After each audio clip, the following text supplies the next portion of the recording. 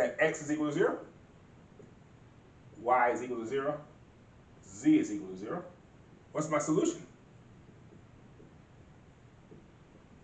It was x, y, z is equal to the 0 vector. X, y, z is equal to the 0 vector. Okay. So what does that mean? So what is my node space of A? My node space of A is just going to be the 0 vector. You could say it's the span of the 0 vector, but what's 0 times any number? Well, it's going to be 0, so essentially this is the only vector in that set. There's only one vector in this set. What is the, so that means that my kernel is also going to be 0, 0, 0. Kernel T is 0, 0, 0. So ker T is 0, 0, 0. You guys probably can't see that, so let me put it over here. I want to leave just a little bit of space. Just talk about something.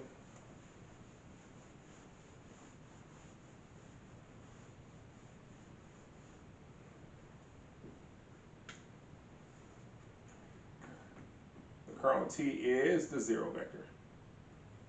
0, 0, 0. It's not even a line, it's just a single point.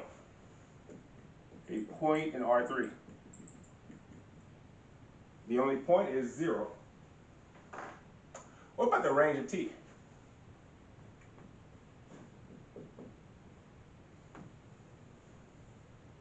That's going to be the column space of A.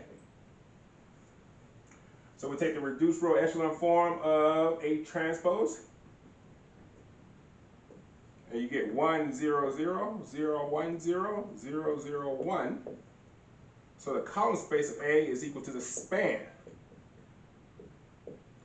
of 1, 0, 0, 0, 1, 0, 0, 0, 1. What does this represent? Span of 1, 0, 0, 0, 1, 0, 0, 0, 1. This is all of R3, right? This is all of R3. So the range of T is all of R3.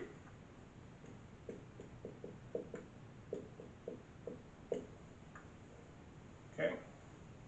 The kernel of T, the only vector that will give you the 0 vector for this particular transformation is the 0 vector.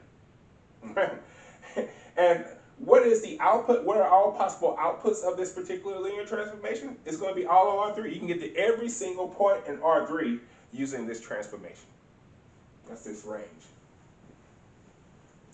Last thing, there's one thing I want to say. I want to just talk about the nullity and the rank.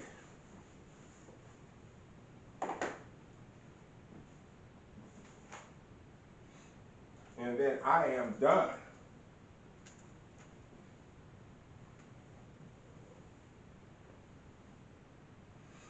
Definition. The nullity of T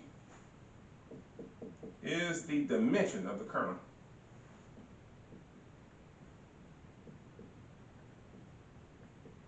Dimension of ker T.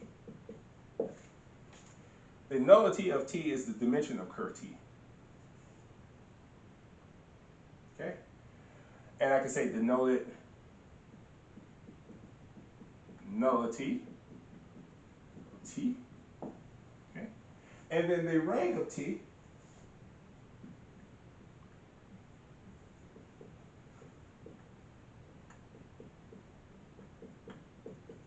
is the dimension of the range of T.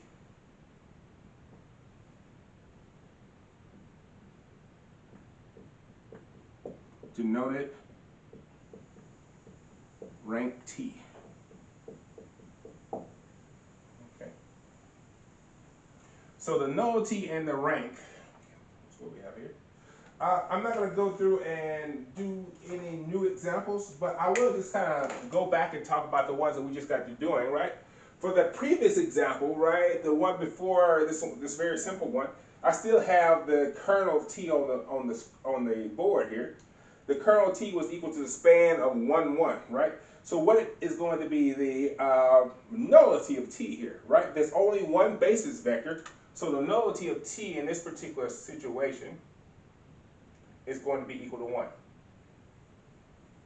Okay. If we look at the last one too, the range of T is equal to the span of 1, negative 1. So what's going to be the rank of T in this case? Well, the rank of T for this one is also going to be 1 because I have one basis vector.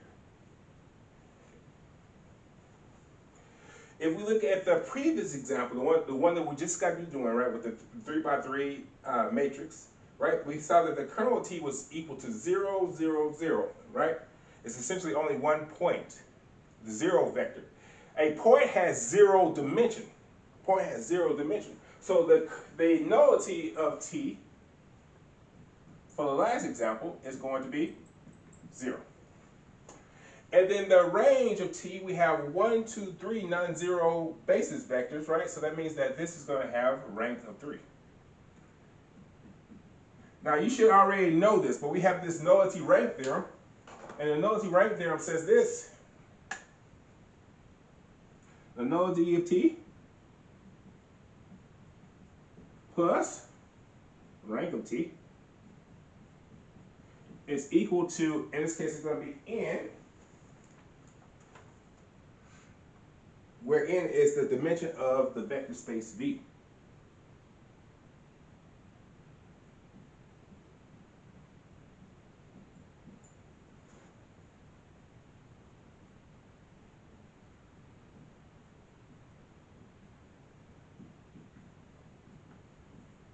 Okay. Right, that's the nullity rank theorem again. And you can go back and you can look at that yourself to see that it indeed works out. All right. So that is it. I hope that kind of makes sense. We've gone through linear transformation. The last thing we have to cover now is vector spaces, and that will be it. So we talk about vector spaces and subspaces, and that'll be our last lecture. All right. I hope you guys have a wonderful day. Talk to you later. Bye.